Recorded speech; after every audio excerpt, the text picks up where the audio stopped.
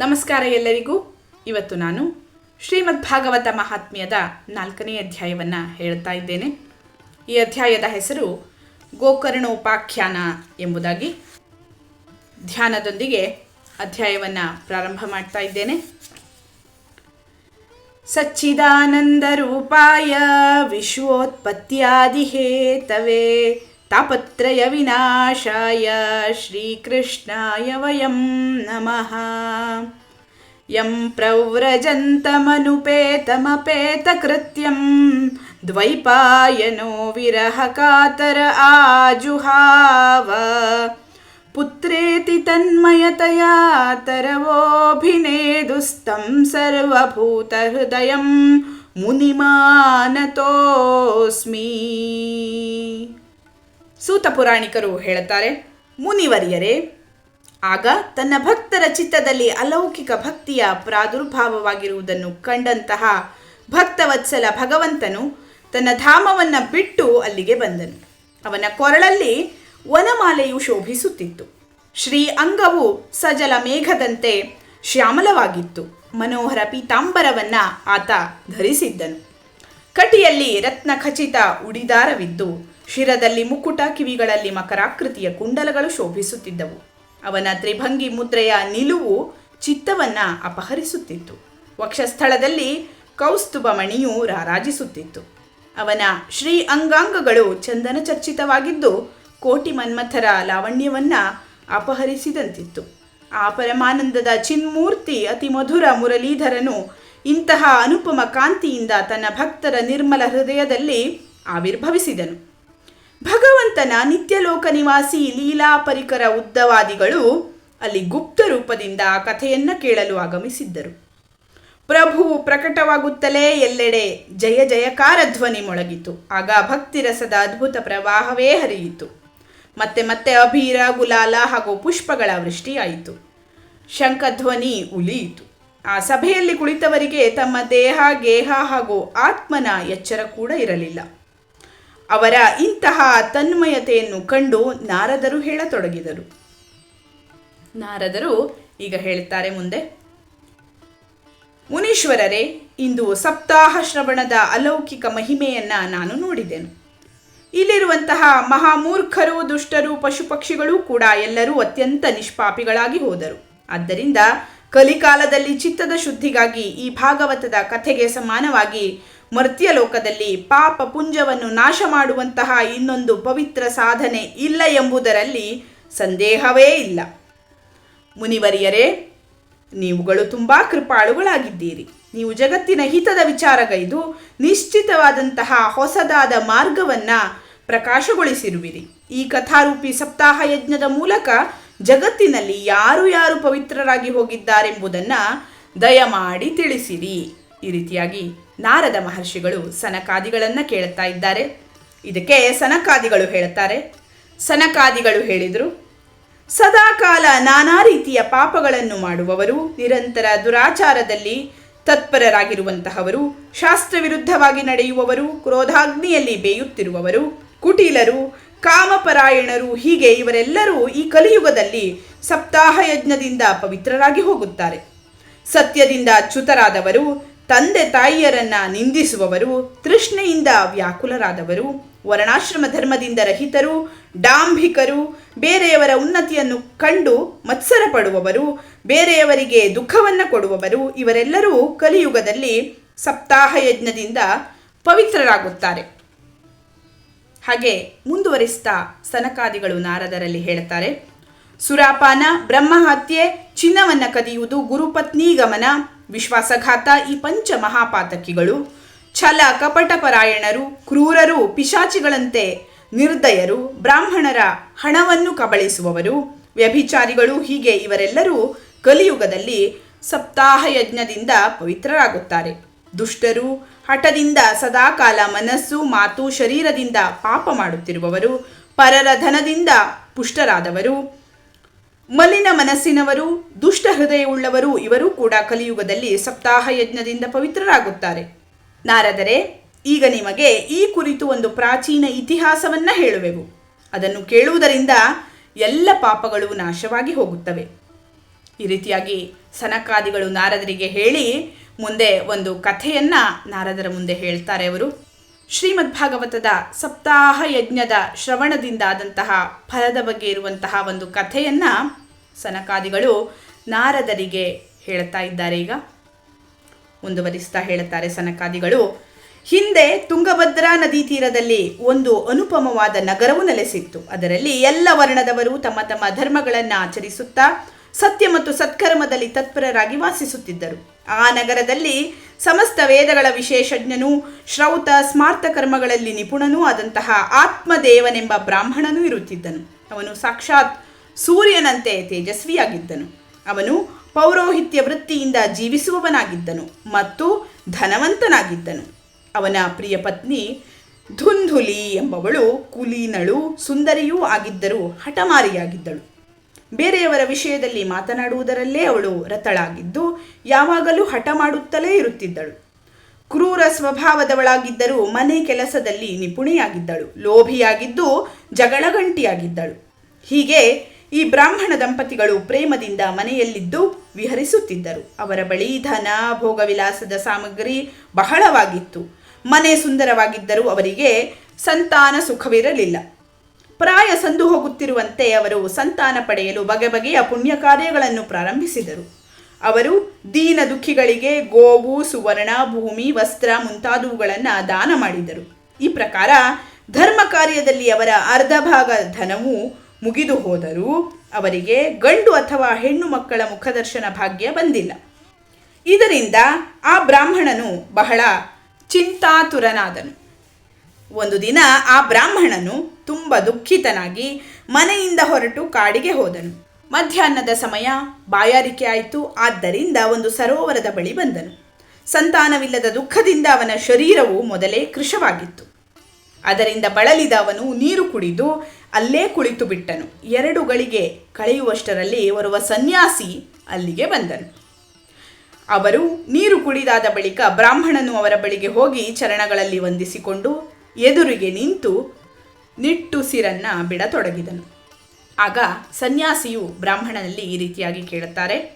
ಎಲೈ ಬ್ರಾಹ್ಮಣನೇ, ಏಕೆ ಅಳುತ್ತಿರುವೆ? ನಿನಗೆ ಅಂತಹ ಚಿಂತೆ ಏನಿದೆ? ನಿನ್ನ ದುಃಖದ ಕಾರಣವನ್ನು ನನ್ನಲ್ಲಿ ಬೇಗನೆ ಹೇಳು. ಬ್ರಾಹ್ಮಣನು ಉತ್ತರವನ್ನು ಕೊಡ್ತಾ ಹೇಳ್ತಾನೆ, ಸ್ವಾಮಿ, ನಾನು ನನ್ನ ಪೂರ್ವಜನ್ಮದ ಪಾಪಗಳ ಸಂಚಿತ ದುಃಖವನ್ನು ಏನೆಂದು ಹೇಳಲಿ?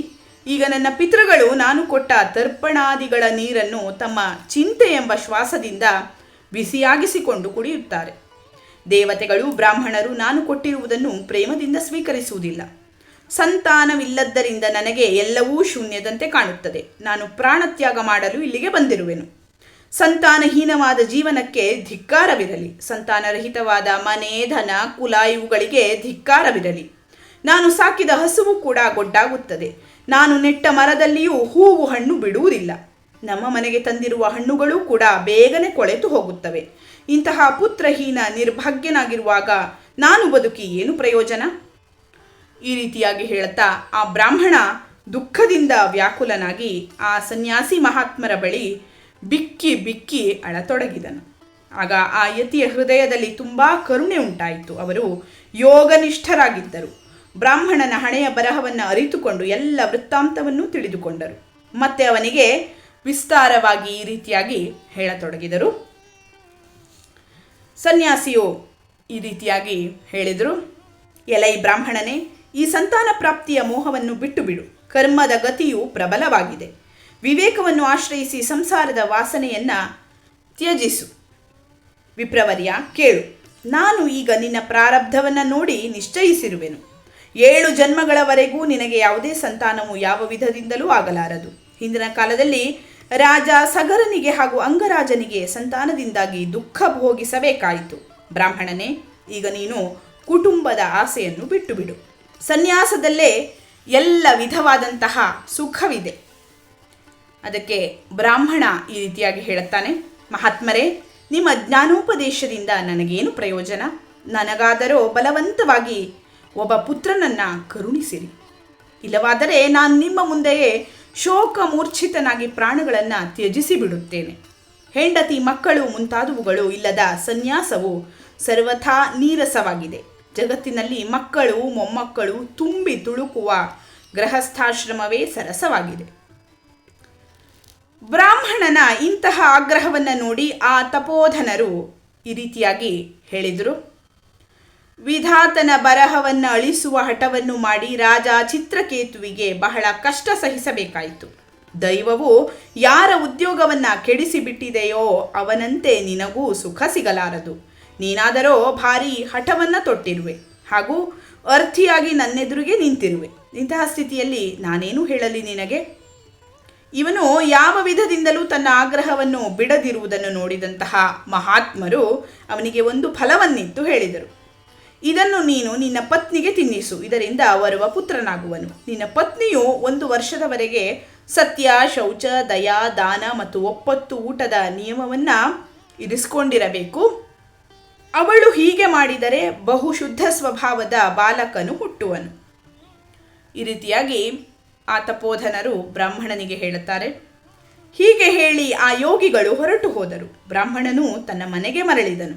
ಮನೆಗೆ ಬಂದು ಅವನು ಆ ಫಲವನ್ನು ತನ್ನ ಪತ್ನಿಯ ಕೈಯಲ್ಲಿತ್ತು ಸ್ವತಃ ಎಲ್ಲಿಗೋ ಹೊರಟು ಹೋದನು.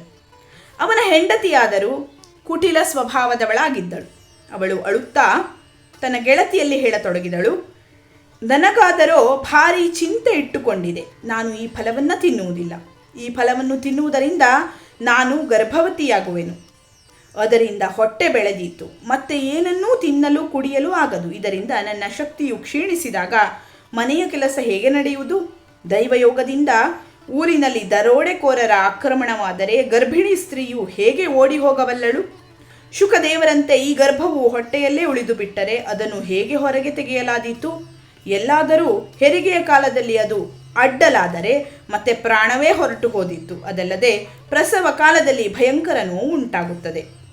ಸುಕುಮಾರಿಯಾದ ನಾನು ಇದನ್ನು ಹೇಗೆ ಸಹಿಸಬಹುದು? ನಾನು ದುರ್ಬಲಳಾದಾಗ ನಾದಿನಿಯು ಬಂದು ಮನೆಯ ಎಲ್ಲ ಪದಾರ್ಥಗಳನ್ನು ಸಾಗಿಸಿಬಿಟ್ಟಾಳು. ಹಾಗೂ ಸತ್ಯ ಶೌಚಾದಿ ನಿಯಮಗಳನ್ನು ನನ್ನಿಂದ ಪಾಲಿಸುವುದು ಕಷ್ಟವೆಂದೇ ತೋರುತ್ತದೆ.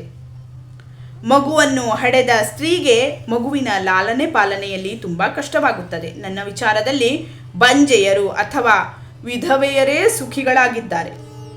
ಈ ರೀತಿಯಾಗಿ ಆ ಬ್ರಾಹ್ಮಣನ ಪತ್ನಿ ತನ್ನ ಗೆಳತಿಗೆ ಹೇಳಿದ್ಲು. ಮನಸ್ಸಿನಲ್ಲಿ ಇಂತಹ ನಾನಾ ಕುತರ್ಕಗಳನ್ನು ಮಾಡುತ್ತಾ ಅವಳು ಆ ಫಲವನ್ನು ತಿನ್ನಲಿಲ್ಲ. ಗಂಡನು ಫಲವನ್ನು ತಿಂದೆಯಾ ಎಂದು ಕೇಳಿದಾಗ ಹೌದು ತಿಂದೆ ಎಂದು ಹೇಳಿದಳು. ಒಂದು ದಿನ ಅವಳ ತಂಗಿಯು ತಾನಾಗಿಯೇ ಇವಳ ಮನೆಗೆ ಬಂದಿದ್ದಳು. ಇವಳು ತನ್ನ ತಂಗಿಗೆ ಎಲ್ಲ ವೃತ್ತಾಂತವನ್ನು ತಿಳಿಸುತ್ತಾ ನನ್ನ ಮನಸ್ಸಿನಲ್ಲಿ ಇದರ ಕುರಿತು ದೊಡ್ಡ ಚಿಂತೆ ಇಟ್ಟುಕೊಂಡಿದೆ ಎಂದು ಹೇಳಿದಳು. ನಾನು ಈ ದುಃಖದಿಂದ ಪ್ರತಿದಿನ ಸೊರಗುತ್ತಿದ್ದೇನೆ. ತಂಗಿ, ನಾನೇನು ಮಾಡಲಿ? ಆಗ ಆ ತಂಗಿ ಇವಳಿಗೆ ಹೇಳಿದ್ಲು, ನನ್ನ ಹೊಟ್ಟೆಯಲ್ಲಿ ಮಗು ಬೆಳೆಯುತ್ತಿದೆ. ಹೆರಿಗೆಯಾದ ಕ್ಷಣ ಆ ಮಗುವನ್ನು ನಿನಗೆ ಕೊಡುತ್ತೇನೆ. ಅಲ್ಲಿಯವರೆಗೆ ನೀನು ಗರ್ಭಿಣಿಯಂತೆ ಮನೆಯಲ್ಲೇ ಅಡಗಿಕೊಂಡಿರು. ನೀನು ನನ್ನ ಪತಿಗೆ ಸ್ವಲ್ಪ ಹಣವನ್ನು ಕೊಟ್ಟರೆ ಅವರು ನಿನಗೆ ನನ್ನ ಮಗುವನ್ನು ಕೊಟ್ಟು ಬಿಡುವರು. ನಾವು ಒಂದು ಯುಕ್ತಿ ಮಾಡುವೆವು. ಇವಳ ಮಗು 6 ತಿಂಗಳಾದಾಗ ಸತ್ತು ಹೋಯಿತು ಎಂದು ಎಲ್ಲರೂ ಹೇಳುವರು. ನಾನು ಪ್ರತಿದಿನ ನಿನ್ನ ಮನೆಗೆ ಬಂದು ಆ ಮಗುವಿನ ಪಾಲನೆ ಪೋಷಣೆ ಮಾಡುತ್ತಾ ಇರುವೆನು. ನೀನು ಈಗ ಇದನ್ನು ಪರೀಕ್ಷಿಸಲು ಈ ಫಲವನ್ನು ಹಸುವಿಗೆ ತಿನ್ನಿಸಿ ಬಿಡು.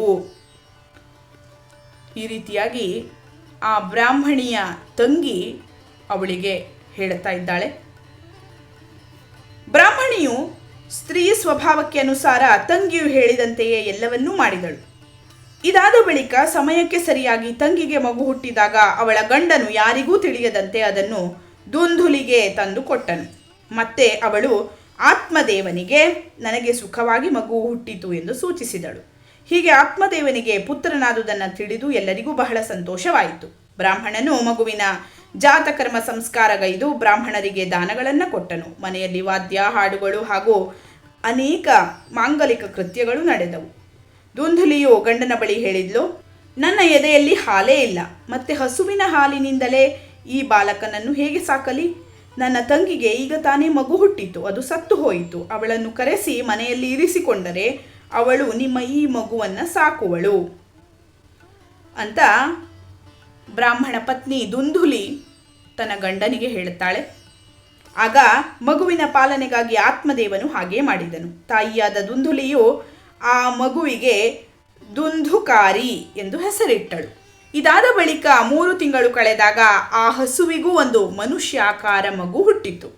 ಅದು ಸರ್ವಾಂಗ ಸುಂದರ, ದಿವ್ಯ ನಿರ್ಮಲವಾಗಿದ್ದು ಬಂಗಾರದ ಕಾಂತಿಯಿಂದ ಒಳಗೊಂಡಿತ್ತು. ಅದನ್ನು ನೋಡಿ ಬ್ರಾಹ್ಮಣನು ಸಂತೋಷಗೊಂಡು ಸ್ವತಃ ತಾನೇ ಅದರ ಎಲ್ಲ ಸಂಸ್ಕಾರಗಳನ್ನು ಮಾಡಿದನು. ಈ ಸಮಾಚಾರದಿಂದ ಎಲ್ಲ ಜನರಿಗೂ ತುಂಬ ಆಶ್ಚರ್ಯವಾಯಿತು. ಹಾಗೂ ಅವರೆಲ್ಲರೂ ಬಾಲಕನನ್ನು ನೋಡಲು ಬಂದರು. ಅಯ್ಯ, ನೋಡಿದೆಯಾ, ಈಗ ಆತ್ಮದೇವನ ಭಾಗ್ಯ ಹೇಗೆ ಉದಯಿಸಿತು. ಹಸುವಿನಲ್ಲಿಯೂ ಇಂತಹ ದಿವ್ಯ ಬಾಲಕನು ಹುಟ್ಟುವುದು ಎಷ್ಟು ಆಶ್ಚರ್ಯವಾಗಿದೆ ಎಂದು ತಮ್ಮಲ್ಲೇ ಹೇಳಿಕೊಂಡರು. ದೈವಯೋಗದಿಂದ ಈ ಗುಪ್ತ ರಹಸ್ಯವು ಯಾರಿಗೂ ತಿಳಿಯಲಿಲ್ಲ. ಆತ್ಮದೇವನು ಆ ಬಾಲಕನಿಗೆ ಗೋವಿನಂತೆ ಕಿವಿಗಳಿರುವುದನ್ನು ನೋಡಿ ಅವನಿಗೆ ಗೋಕರ್ಣ ಎಂದು ಹೆಸರಿಟ್ಟನು. ಕೆಲ ಕಾಲಾಂತರದಲ್ಲಿ ಆ ಇಬ್ಬರೂ ಬಾಲಕರು ತರುಣರಾದರು. ಇದರಲ್ಲಿ ಗೋಕರ್ಣನಾದರೋ ದೊಡ್ಡ ಪಂಡಿತ ಜ್ಞಾನಿಯಾದನು. ಆದರೆ ದುಂದುಕಾರಿಯು ಭಾರಿ ದುಷ್ಟನಾದನು. ದುಂದುಕಾರಿಯಲ್ಲಿ ಸ್ನಾನ, ಶೌಚಾದಿ ಬ್ರಾಹ್ಮಣೋಚಿತ ಆಚಾರಗಳ ಹೆಸರೇ ಇರಲಿಲ್ಲ. ಊಟ ತಿಂಡಿಯಲ್ಲಿಯೂ ನಿಯಮವಿರಲಿಲ್ಲ. ಅವನಲ್ಲಿ ಬಹಳ ಸಿಟ್ಟು ಇತ್ತು. ಅವನು ಕೆಟ್ಟ ವಸ್ತುಗಳನ್ನು ಸಂಗ್ರಹಿಸುತ್ತಿದ್ದನು. ಹೆಣ ಮುಟ್ಟಿದ ಅನ್ನವನ್ನೂ ಕೂಡ ಅವನು ತಿಂದು ಬಿಡುತ್ತಿದ್ದನು. ಬೇರೆಯವರ ವಸ್ತುಗಳನ್ನು ಕದಿಯುವುದು ಹಾಗೂ ಎಲ್ಲರನ್ನು ದ್ವೇಷಿಸುವುದು ಅವನ ಸ್ವಭಾವವೇ ಆಗಿ ಹೋಗಿತ್ತು. ಅಡಗಿಕೊಂಡು ಅವನು ಬೇರೆಯವರ ಮನೆಗಳಿಗೆ ಬೆಂಕಿ ಹಚ್ಚುತ್ತಿದ್ದನು. ಬೇರೆಯವರ ಮಕ್ಕಳನ್ನು ಆಡಿಸಲು ಎತ್ತಿಕೊಂಡು ಅವರನ್ನು ಸಟ್ಟನೆ ಬಾವಿಗೆ ಎಸೆದು ಬಿಡುತ್ತಿದ್ದನು. ಅವನಿಗೆ ಹಿಂಸೆಯ ಗೀಳೇ ಹತ್ತಿತ್ತು. ಯಾವಾಗಲೂ ಆಯುಧಗಳನ್ನು ಧರಿಸಿಕೊಂಡೇ ಇರುತ್ತಿದ್ದನು. ಬಡಪಾಯಿ, ಕುರುಡರು, ದೀನ ದುಃಖಿಗಳನ್ನು ವ್ಯರ್ಥವಾಗಿ ಸತಾಯಿಸುತ್ತಿದ್ದನು. ಚಾಂಡಾಲರೊಂದಿಗೆ ಅವನಿಗೆ ವಿಶೇಷ ಪ್ರೇಮವಿತ್ತು. ಸರಿ, ಕೈಯಲ್ಲಿ ಬಲೆ ಹಿಡಿದುಕೊಂಡು ನಾಯಿ ಗುಂಪಿನೊಂದಿಗೂ ಬೇಟೆಗೆ ಹೋಗುತ್ತಿದ್ದನು. ವೇಶ್ಯೆಯರ ಜಾಲದಲ್ಲಿ ಸಿಲುಕಿಕೊಂಡು ಅವನು ತನ್ನ ತಂದೆಯ ಎಲ್ಲ ಸಂಪತ್ತನ್ನು ನಾಶ ಮಾಡಿಬಿಟ್ಟನು. ಒಂದು ದಿನ ತಂದೆ ತಾಯರನ್ನು ಹೊಡೆದು ಬಡಿದು ಮನೆಯ ಎಲ್ಲ ಪಾತ್ರೆ ಪಗಡಿಗಳನ್ನು ಎತ್ತಿಕೊಂಡು ಹೋದನು. ಹೀಗೆ ಎಲ್ಲ ಸಂಪತ್ತು ಕಳೆದುಕೊಂಡಾಗ ಅವನ ಲೋಭಿ ತಂದೆಯು ಎದೆ ಬಡಿದುಕೊಂಡು ಅಳತೊಡಗಿದನು. ಇದಕ್ಕಿಂತ ಇವನ ತಾಯಿಯು ಬಂಜೆಯಾಗಿದ್ದರೂ ಚೆನ್ನಾಗಿತ್ತು, ಕುಪುತ್ರನಾದರೂ ಬಹಳ ದುಃಖದಾಯಕನಾಗುತ್ತಾನೆ ಎಂದು ಹೇಳತೊಡಗಿದನು. ಅಯ್ಯೋ, ಈಗ ನಾನು ಎಲ್ಲಿರಲಿ, ಎಲ್ಲಿಗೆ ಹೋಗಲಿ? ನನ್ನ ಈ ಕಷ್ಟವನ್ನು ಯಾರು ಕಳೆಯುವರು? ನನ್ನ ಮೇಲೆ ದೊಡ್ಡ ವಿಪತ್ತೇ ಬಂದು ಒದಗಿತಲ್ಲ. ಈ ದುಃಖದಿಂದ ನಾನು ಖಂಡಿತವಾಗಿ ಸಾಯುವೆನು ಅಂತ ತಂದೆಯಾದವನು ಹೇಳುತ್ತಾ ಇದ್ದಾನೆ. ಆಗಲೇ ಪರಮಜ್ಞಾನಿಯಾದಂತಹ ಗೋಕರ್ಣನು ಅಲ್ಲಿಗೆ ಬಂದನು. ಅವನು ತಂದೆಗೆ ವೈರಾಗ್ಯವನ್ನು ಉಪದೇಶಿಸಿ ಬಹಳವಾಗಿ ಸಮಜಾಯಿಸಿದನು. ಗೋಕರ್ಣನು ತನ್ನ ತಂದೆಗೆ ಈ ರೀತಿಯಾಗಿ ಹೇಳ್ತಾನೆ: ಅಪ್ಪ, ಈ ಪ್ರಪಂಚವು ಅಸಾರವಾಗಿದೆ. ಇದು ಅತ್ಯಂತ ದುಃಖರೂಪಿಯಾಗಿದ್ದು ಮೋಹದಲ್ಲಿ ಕೆಡಹುವುದಾಗಿದೆ. ಯಾರು ಮಗ, ಯಾರ ಧನ, ಆಸಕ್ತಿಯುಳ್ಳವನು ಹಗಲು ರಾತ್ರಿ ದೀಪದಂತೆ ಸುಡುತ್ತಿರುತ್ತಾನೆ. ಸುಖವಾದರೂ ಇಂದ್ರನಿಗಿಲ್ಲ, ಚಕ್ರವರ್ತಿಗೂ ಇಲ್ಲ. ಸುಖವು ಕೇವಲ ವಿರಕ್ತ ಏಕಾಂತದಲ್ಲಿರುವ ಮುನಿಗಳಿಗಿದೆ. ಈ ಮಗನು ನನ್ನವನಾಗಿದ್ದಾನೆ. ಈ ಅಜ್ಞಾನವನ್ನು ಬಿಟ್ಟು ಬಿಡಿರಿ. ಮೋಹದಿಂದ ನರಕದ ಪ್ರಾಪ್ತಿಯಾಗುತ್ತದೆ. ಈ ಶರೀರವಾದರೂ ನಾಶವಾಗಿಯೇ ಆಗುವುದು. ಅದಕ್ಕಾಗಿ ಎಲ್ಲವನ್ನು ಬಿಟ್ಟು ತಪಸ್ಸಿಗಾಗಿ ಕಾಡಿಗೆ ಹೊರಟು ಹೋಗಿರಿ ಎಂಬುದಾಗಿ ಮಗನಾದಂತಹ ಗೋಕರ್ಣ ತಂದೆ ಆತ್ಮದೇವನಿಗೆ ಹೇಳುತ್ತಾ ಇದ್ದಾನೆ. ಗೋಕರ್ಣನ ಮಾತನ್ನು ಕೇಳಿ ಆತ್ಮದೇವನು ವನಕ್ಕೆ ಹೋಗಲು ಸಿದ್ಧನಾದನು. ಅವನು ಹೇಳಿದ್ನು: ಮಗು, ವನದಲ್ಲಿದ್ದು ನಾನು ಏನು ಮಾಡಬೇಕು? ಅದನ್ನು ವಿಸ್ತಾರವಾಗಿ ನನಗೆ ಹೇಳು. ನಾನು ಬಹಳ ಮೂರ್ಖನಾಗಿದ್ದೇನೆ. ಇಂದಿನ ತನಕ ಕರ್ಮವಶನಾಗಿ ಸ್ನೇಹಪಾಶದಲ್ಲಿ ಬಂಧಿತನಾಗಿ ಹೆಳವನಂತೆ ಈ ಮನೆ ಎಂಬ ಕತ್ತಲೆಯ ಬಾವಿಯಲ್ಲಿ ಬಿದ್ದಿರುವೆನು. ನೀನು ತುಂಬ ದಯಾಳುವಾಗಿರುವೆ. ಆದ್ದರಿಂದ ನನ್ನನ್ನು ಉದ್ಧಾರ ಮಾಡು ಎಂಬುದಾಗಿ ಆತ್ಮದೇವ ಕೇಳ್ತಾ ಇದ್ದಾನೆ. ಗೋಕರ್ಣ ಈ ರೀತಿಯಾಗಿ ಉತ್ತರವನ್ನು ಕೊಡ್ತಾನೆ: ತಂದೆಯೇ, ಈ ಶರೀರವು ಎಲುಬು, ಮಾಂಸ, ರಕ್ತದ ಪಿಂಡವಾಗಿದೆ. ಇದನ್ನು ನಾನು ಎಂಬುದನ್ನು ನೀವು ಮರೆತು ಬಿಡಿರಿ. ಪತ್ನಿ ಪುತ್ರರನ್ನು ನನ್ನವರು ಎಂದು ಎಂದಿಗೂ ತಿಳಿಯಬೇಡಿರಿ. ಈ ಪ್ರಪಂಚವನ್ನು ಹಗಲು ರಾತ್ರಿ ಕ್ಷಣಭಂಗುರವೆಂದು ತಿಳಿಯಿರಿ. ಇದರಲ್ಲಿ ಯಾವ ವಸ್ತುವನ್ನು ಸ್ಥಾಯಿ ಎಂದು ತಿಳಿದು ಅನುರಾಗವನ್ನು ಇಡಬೇಡಿರಿ. ಸಾಕು, ಏಕಮಾತ್ರ ವೈರಾಗ್ಯ ರಸದ ರಸಿಕರಾಗಿ ಭಗವಂತನ ಭಕ್ತಿಯಲ್ಲಿ ತೊಡಗಿರಿ. ಭಗವದ್ ಭಜನೆಯೇ ಎಲ್ಲಕ್ಕಿಂತ ದೊಡ್ಡ ಧರ್ಮವಾಗಿದೆ. ನಿರಂತರ ಅದನ್ನೇ ಆಶ್ರಯಿಸಿಕೊಂಡಿರಿ. ಉಳಿದ ಎಲ್ಲ ಲೌಕಿಕ ಧರ್ಮಗಳಿಂದ ಪರಾಂಗುಖರಾಗಿರಿ. ಸದಾಕಾಲ ಸಾಧುಗಳ ಸೇವೆ ಮಾಡಿರಿ. ಭೋಗಗಳ ಲಾಲಸೆಗೆ ಹೋಗಲೇಬೇಡಿ. ಆದಷ್ಟು ಬೇಗ ಬೇರೆಯವರ ಗುಣದೋಷಗಳ ವಿಚಾರ ಬಿಟ್ಟು ಏಕಮಾತ್ರ ಭಗವತ್ ಸೇವೆ ಹಾಗೂ ಭಗವಂತನ ಕಥೆಗಳ ರಸಪಾನ ಮಾಡಿರಿ ಎಂಬುದಾಗಿ ಗೋಕರ್ಣ ಹೇಳುತ್ತಾನೆ. ಅದರ ಶ್ಲೋಕ ಈ ರೀತಿಯಾಗಿದೆ. ಧರ್ಮಂ ಭಜಸ್ವ ಸತತಂ ತ್ಯಜ ಲೋಕ ಧರ್ಮಾನ್ ಸೇವಸ್ವ ಸಾಧು ಪುರುಷಾಂ ಜಹಿ ಕಾಮ ತೃಷ್ಣಾಂ ಅನ್ಯಸ್ಯ ದೋಷ ಗುಣಚಿಂತನಮಾಶು ಮುಕ್ತ್ವಾ ಸೇವಾ ಕಥಾರಸಮಹೋ ನಿತರಾಂ ಪಿಬತ್ವಂ. ಅತ್ಯಂತ ಅರ್ಥಪೂರ್ಣವಾದಂತಹ ಶ್ಲೋಕ ಇದು. ಅರ್ಥವನ್ನು ನಾವು ಮೊದಲೇ ನೋಡಿದ್ದೇವೆ. ಹೀಗೆ ಪುತ್ರನ ಮಾತಿನಿಂದ ಪ್ರಭಾವಿತನಾಗಿ ಆತ್ಮದೇವನು ಮನೆಯನ್ನು ಬಿಟ್ಟು ಕಾಡಿಗೆ ತೆರಳಿದನು. ಆಗ ಅವನ ವಯಸ್ಸು 60 ಬುದ್ಧಿಯಲ್ಲಿ ಪೂರ್ಣವಾಗಿ ದೃಢತೆ ಇತ್ತು. ಅಲ್ಲಿ ಹಗಲು ಇರುಳು ಭಗವಂತನ ಸೇವೆ ಪೂಜೆ ಮಾಡುವುದರಿಂದ ಹಾಗೂ ನಿಯಮಪೂರ್ವಕ ಭಾಗವತದ ದಶಮ ಸ್ಕಂಧವನ್ನು ಪಾರಾಯಣ ಮಾಡುವುದರಿಂದ ಅವನು ಭಗವಾನ್ ಶ್ರೀಕೃಷ್ಣನನ್ನು ಅಂತಿಮವಾಗಿ ಪಡೆದುಕೊಂಡನು. ಇಲ್ಲಿಗೆ ಗೋಕರ್ಣೋಪಾಖ್ಯಾನ ಎನ್ನುವಂತಹ ಹೆಸರಿನ ಶ್ರೀಮದ್ ಭಾಗವತ ಮಹಾತ್ಮ್ಯದ 4ನೇ ಅಧ್ಯಾಯ ಸಂಪೂರ್ಣವಾಯಿತು. ಧನ್ಯವಾದಗಳು. ಲೋಕಾಃ ಸಮಸ್ತಾಃ ಸುಖಿನೋ ಭವಂತು.